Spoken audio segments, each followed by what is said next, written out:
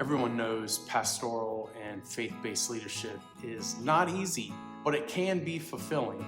And it was never intended to cost your peace of mind, your most important relationships, or disconnect you from being your most authentic self.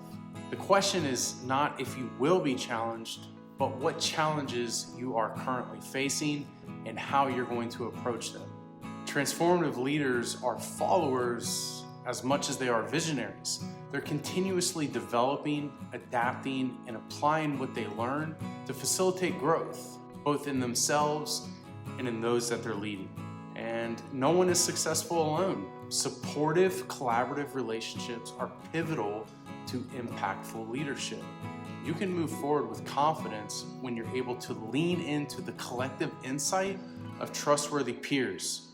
This is one of the greatest benefits of a healthy community. It's mutually edifying.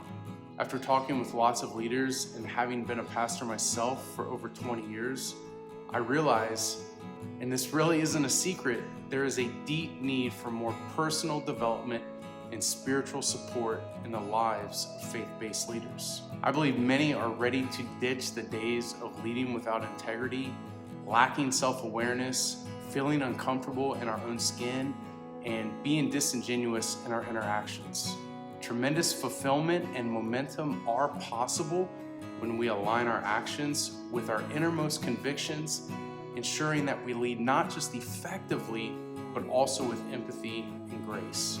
If this type of community is resonating with you, please let me know. Leave a comment to let me know your thoughts, or simply write the word community. I'll be sharing more details about how to join in the days ahead, but in the meantime, here's to flourishing. And if you're new to my content or have not yet subscribed, pick up the free resource that I've linked for you in the description.